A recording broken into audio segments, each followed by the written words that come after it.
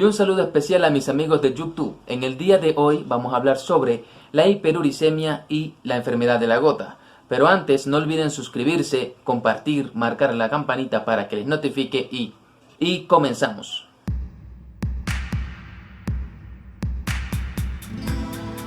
¿Qué es la hiperuricemia? ¿Qué es la enfermedad de la gota? ¿Y qué relación existe entre ello?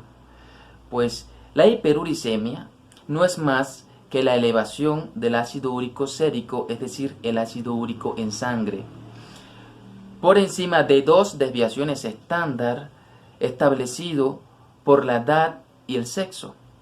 Se dice que en el hombre excede 7 miligramos de decilitro o 416 milimol por litro, entonces que hay una hiperuricemia. En la mujer, por encima de 6 miligramos de decilitro o lo que es 356 milimol por litro, entonces hay hiperuricemia. Se dice también que de cada 5 personas con hiperuricemia, solamente una desarrolla la enfermedad de la gota. Ahora, ¿qué es la gota? Es una enfermedad metabólica que se caracteriza por el depósito de los cristales de urato monosódico debido a una sobresaturación y precipitación en las articulaciones, es decir, de estos cristales de urato monosódico, dando lugar a un proceso inflamatorio y un daño tisular, es decir, destrucción del tejido. Para entender la enfermedad de la gota y la hiperuricemia, primero tenemos que saber qué es el ácido úrico. Pues el ácido úrico es un producto de desecho del organismo que no cumple función alguna y que primariamente se produce a nivel del hígado y también que existe de forma constante, es decir, su concentración plasmática existe de forma constante por un balance que existe en la producción de ácido úrico y en la excreción de ácido úrico. Es decir, cuando se afecta este balance, cuando hay un incremento en la producción de ácido úrico, entonces suben los niveles. Cuando hay un déficit en la excreción de ácido úrico, suben los niveles. El ácido úrico se encuentra en sangre en forma de un anión de urato unido al sodio, lo que llamamos urato monosódico. Esto es relativamente insoluble, por lo cual cuando llega a un límite de concentración se sobresatura, se precipita y da lugar a los cristales. Pasa igual que cuando tenemos un vaso con agua, le echamos azúcar, lo batimos y llega el momento en que se sobresatura tanto que hay cristales de azúcar que no se diluyen. Pasa igualito con el ácido úrico.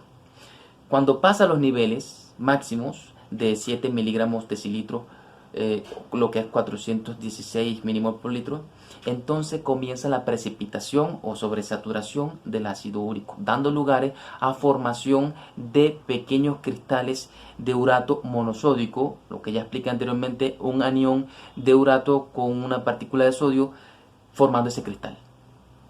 Es decir, el resultado de la sobresaturación.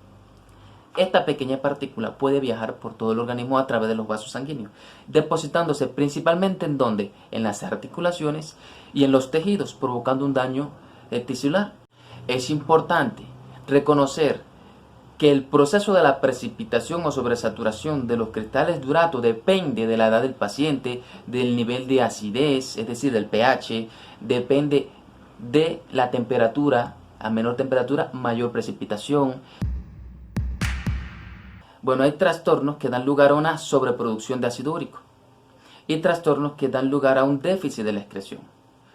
Los que producen una sobreproducción son la hemólisis, los déficits enzimáticos, las enfermedades linfoproliferativas o mieloproliferativas, la obesidad, el alcoholismo, el ejercicio físico, y la causa más frecuente es consumir alimentos con excesiva cantidad de purinas.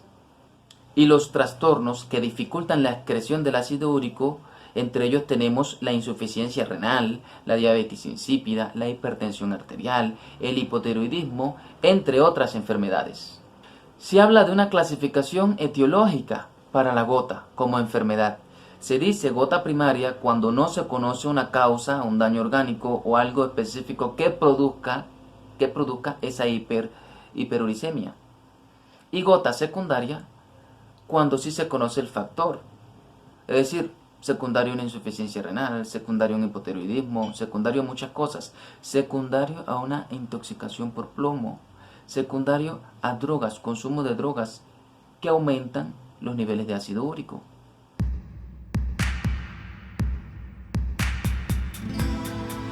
Se dice que la gota como enfermedad tiene 4 fases o etapas. Inicialmente, que es la primera, es una hiperuricemia asintomática. La segunda es la artritis gotosa aguda. La tercera, la gota intercrítica. Y la cuarta etapa o fase final, la artritis gotosa crónica o tofo gotoso. Entonces vamos a empezar a aplicar la primera. La hiperuricemia asintomática no es más que cuando suben los niveles de ácido úrico por arriba o por encima de los niveles normales, sin síntoma alguno. La fase 2 o artritis gotosa aguda, esta inicia de forma brusca, súbita, generalmente en la madrugada, despertando a los pacientes. Afecta de forma general una sola articulación, lo que le llamamos monoarticular, y generalmente la articulación metatarsofalangica, la primera articulación metatarsofalangica. En ocasiones puede afectar de 2 a 4 articulaciones que le llamamos artritis oligoarticular, y puede afectar otras articulaciones como los tobillos, el tarso, la rodilla. Es muy raro que inicie con un cuadro poliarticular afectando a más de 4 articulaciones. La tercera etapa, o gota intercrítica, es el momento de alivio de todos los síntomas donde el paciente se siente libre de dolor. Es el periodo que ocurre entre una crisis y la otra. Se va haciendo más corta y los procesos de agudización van siendo más recidivantes, más repetitivos.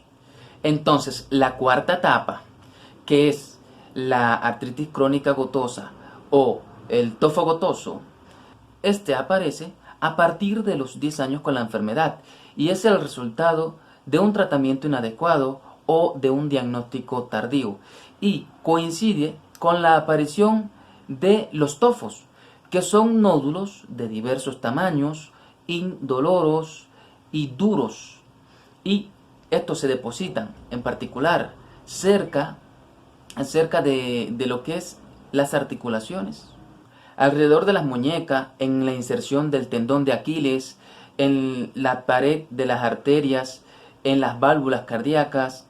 También se depositan en los párpados, en la esclerótica del ojo, en el hélix, antihélix del pabellón auricular, por acá en esta región.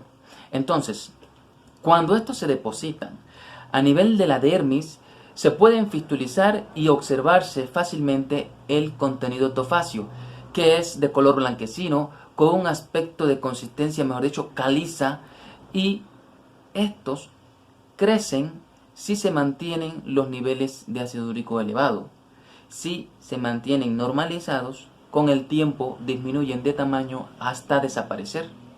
De forma general, estos cristales de urato se van depositando en el riñón, dando lugar a la formación de litiasis renal y una nefropatía gotosa aguda y un fallo renal. Bueno, sobre el diagnóstico definitivo, hay criterios bien establecidos.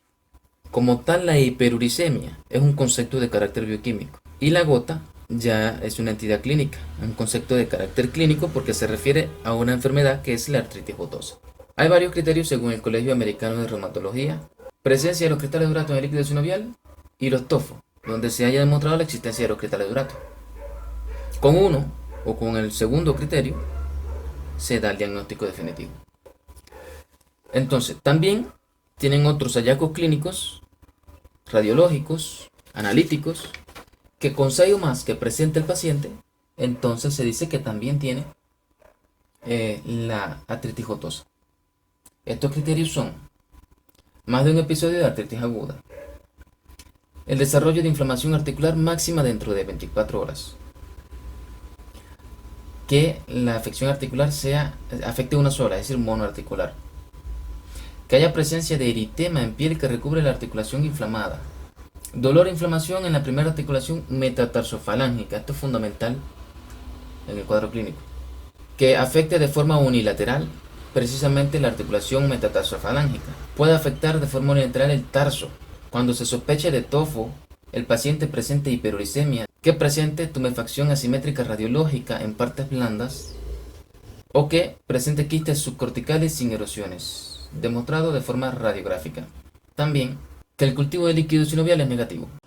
En los exámenes de laboratorio que indicamos, de principal importancia es el análisis del líquido sinovial de la articulación afectada, donde podemos observar la presencia de los cristales de uratos, la proteína C reactiva positiva. En el perfil lipídico podemos observar hipertrigliceridemia. En el ultrasonido renal podemos observar la presencia de litiasis.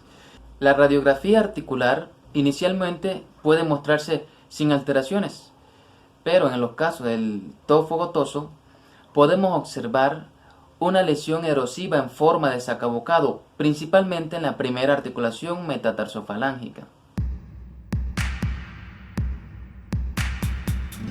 Con respecto al tratamiento, este se debe enfocar en tratar la crisis aguda y tratar la hiperuricemia para evitar mayor concentraciones de cristales de urato y para evitar que el paciente llegue a la última fase o que forme tofo gotoso.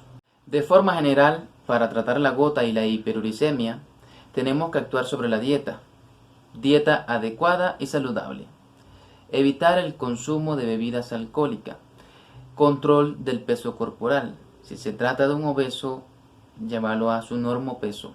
También el control de las patologías de base como hipertensión arterial, diabetes mellitus, evitar el consumo de fármacos o medicamentos que incrementen el ácido úrico, como las tiazidas, la aspirina. Los pilares del tratamiento de la artritis gotosa aguda son el reposo en cama para evitar el ejercicio físico, utilizar analgésicos antiinflamatorios no esteroideos de elección, la indometacina, de 75 a 150 miligramos por día. El uso de la colchicina a razón de 0.5 a 1 miligramos cada 8 horas. En casos muy severos se pueden indicar infiltraciones articulares con metilprednisolona, triamcinolona, betametasona. Después de haber tratado la crisis aguda, es muy importante mantener un tratamiento profiláctico para evitar la recidiva, para evitar que vuelvan nuevas crisis agudas. Esto lo hacemos manteniendo las medidas generales de dieta adecuada. Siempre es bueno mantener dosis pequeñas de antigotosos como colchicina, allopurinol, generalmente después del tratamiento con colchicina.